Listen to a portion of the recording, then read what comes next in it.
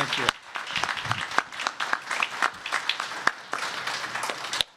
Well, thank you all for that warm welcome, and it is a great honor for me to be here on such a special day to welcome 16 new Americans to the American family. Give yourselves a round of applause. And it's an honor to be here with some extraordinary public servants as well. You just heard about her personal story, but she has done an extraordinary work for this nation, serving multiple administrations, and I hope she proves to each and every one of you that this is the land of opportunity. Would you join me in thanking the 18th Secretary of Transportation, Secretary Elaine Chao? Thank you so much. And let me also extend congratulations from another friend of mine. I just left him a few minutes ago. We were celebrating some great news in America, but I know he'd want me to extend his congratulations to each and every one of you. So to all the new Americans in the room, I extend congratulations and welcome from the 45th President of the United States of America, President Donald Trump.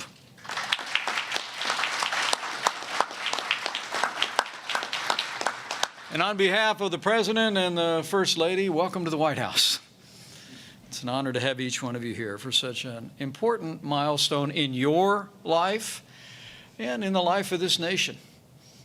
There's no naturalization ceremony that ever occurs in this country that isn't of enormous importance to the life of this nation. Because apart from our Native American brothers and sisters, the reality is that all of us came here from somewhere else. Truth is, my own story, and just 2 short generations ago, involved immigration. Some were brought here against their will. Some came to this continent to seek freedom and liberty. And now, from all different points on the globe, all of you have joined that journey. And we know that you are going to do your families and your nation proud as American citizens. So I welcome you once again.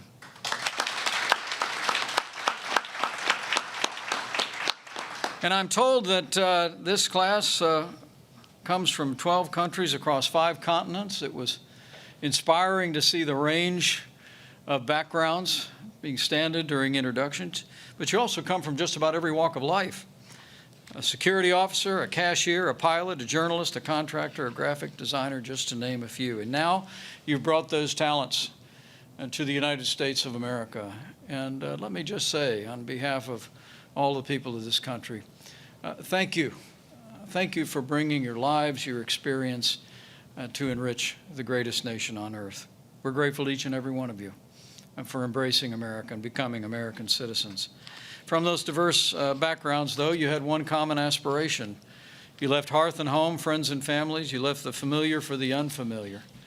You're part of the long American story that we will celebrate in just a few short days. And you come at a time of unique challenges in America and across the wider world as we deal with an unprecedented pandemic. But I think the world has seen, and you will continue to be a part of a story that demonstrates the resilience and the strength of the American people. Because as the jobs numbers testify today, nearly 5 million jobs created in the last month, we're opening up America again. And you're in the midst of a great American comeback. And you'll be a part of that. Our history now is your story. And by bringing your talents and your energies and your enthusiasm and your devotion so eloquently articulated, not just in the oath that you took, but in the pledge that we all recited, we know you're going to play your own individual part in making a stronger and more prosperous America. And it's good to be with you as we're just a few days away from celebrating our Independence Day. 244 years ago, a group of Americans gathered in Philadelphia and signed a document pledging their lives, their fortunes, and their sacred honor behind a set of ideals, a commitment that all are created equal even though at that time in the life of our nation, some were not considered that way, we committed to a more perfect union. And each and every year since, our nation has strived for a more perfect union, and I know with the diversity of backgrounds that each of you bring, you will enrich America and be a part of our steady march toward that more perfect union, and I thank you. I truly do. But you may not know that 244 years ago today was also a momentous day. July the 2nd, 1776 was actually the day that a man who would become our first vice president said that we'd be celebrating our independence. You may not have actually known this, but it was on July the 2nd, 1776, that Congress actually declared independence by adopting a resolution. And John Adams, our first vice president, I'm partial to vice presidents, actually wrote in a letter to his wife Abigail, quote, "The second day of July, 1776 will be the most memorable epoch in the history of America." He said, "I am apt to believe that it will be celebrated by succeeding generations with great anniversary festivals, with pomp and parade, shows and games, sports, guns, bells, bonfires, and illuminations." Well, actually, we celebrate that 2 days from now, but now you're a part of the great and storied history of July the 2nd. So welcome.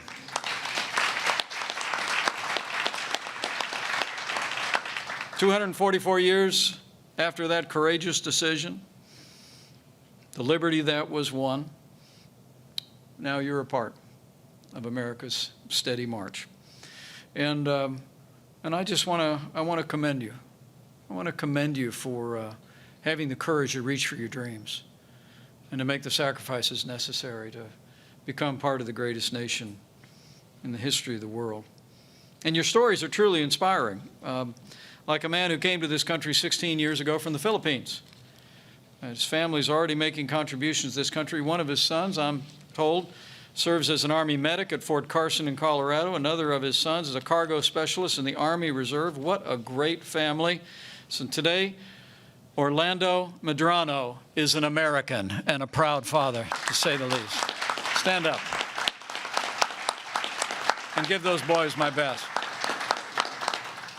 And I was also inspired by the testimony of a woman who's here today who said, and I quote, that as an American, I can travel, I can go to school, I can vote, I can achieve my goals and my dreams. In a word, becoming an American citizen for me is freedom.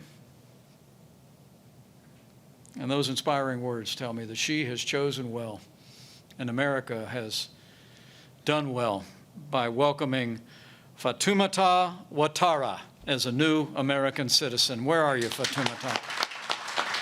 Thank you so much. Beautiful words. Welcome.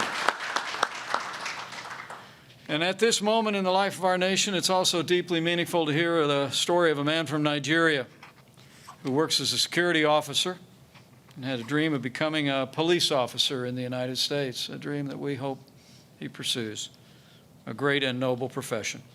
Those who serve and protect our communities are the best among us. So allow me to thank and to congratulate Olanre Waju Akin Remi. Good job. Congratulations. I'm just glad I got through those great names, those beautiful names. And thank you for your patience. But frankly, all your stories are inspiring. All your stories are now a part of the American story. And I must tell you, the reason why I've made this a bit of a tradition since becoming your vice president is because it's part of my story too. The reality is that just like you had the courage to step forward, to come to America and to go through the process of becoming American citizens, my grandfather did the same. In fact, I'll never forget the day that I was inaugurated as the 48th Vice President of the United States. I was sitting up on the platform, and people have asked me since what I thought about at that time. My wife at my side, our 3 children, and I honestly couldn't stop thinking about my grandfather. You see, he came to this country, stepped off onto Ellis Island on April 11, 1923. He took the train to New York City. He moved to Chicago, Illinois. He drove a bus for 40 years. He raised a precocious redhead who would become my mother, married a salesman, and moved to a small town in southern Indiana. And they built everything that matters, a family, a business, and a good name. And that day of Inauguration Day, I couldn't help but think of my grandfather and what he must have been thinking, looking down from glory. You see, I was actually named after him. I'm Michael Richard Pence, and he was Richard Michael Cawley. I've actually been in Ireland to see the house he grew up in with 10 brothers and sisters. The house itself wasn't more than 2 rooms with a thatch roof in Ireland. And the legend in our family is that my great-grandmother managed to get him a one-way ticket to America. And she told him, "You have to go because there's a future there for you." And I was part of that future. My 3 brothers and 2 sisters the same. And now his great-grandchildren. Great-grandchildren are also living the American dream. But it all happened because he made the decision to go, to leave hearth and home behind. He wouldn't see his mother for 25 years. But he did it. And I believe he did it with faith in this country, faith in the boundless opportunities in America, and also with an aspiration and a hope for the children and the grandchildren that would follow. And I'll be forever in his debt. But I'm also a debtor to America. I'm a debtor to America that made good the promise, that put my grandfather on that boat and brought him across. And I want to say to each and every one of you, wherever you have come from, you are now Americans. And America will make good on our promise to each and every one of you. Boundless opportunity for all. So go out and grab that dream.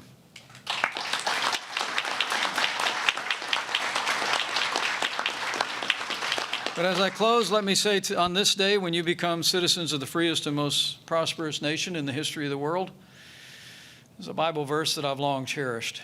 It reads, "To whom much is given, much will be required." And as you embrace the responsibilities of citizenship and the privileges, I hope you also find a way to give back for all that you've been given on this day. Raise a great family. Build a business. Serve in law enforcement. Even put on the uniform of the United States. Be a teacher, volunteer at a local service club, or run for office. Find a way to serve. Find a way to give back. Live out the oath that you just recited to this country in your everyday lives. And I promise you, everything that you give to America, you will receive beyond anything you could ask or imagine back. You've inherited a legacy of liberty that generations of Americans have paid for with their lives. And so use it well and do your part. And finally, like that Irishman I was talking about, and like each and every one of you, keep dreaming big. There are no dreams too big in the land of the free and the home of the brave. You work hard. You play by the rules. Sky's the limit. So congratulations to 16 new Americans. May God bless you, and may God bless your new home, the United States of America.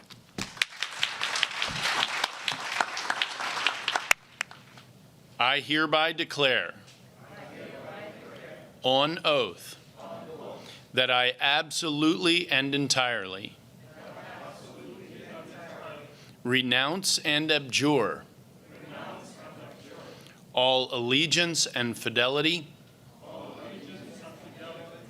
to any foreign prince, potentate, state or sovereignty, of whom or which I have heretofore been a subject or citizen, that I will support and defend the Constitution and laws of the United States of America, against all enemies, foreign and domestic, that I will bear true faith and allegiance to the same, that I will bear arms on behalf of the United States when required by the law, that I will perform non-combatant service in the armed forces of the United States when required by the law, that I will perform work of national importance under civilian direction when required by the law, and that I take this obligation freely without any mental reservation or purpose of evasion. So help me God. Congratulations. You all are now citizens of the United States of America.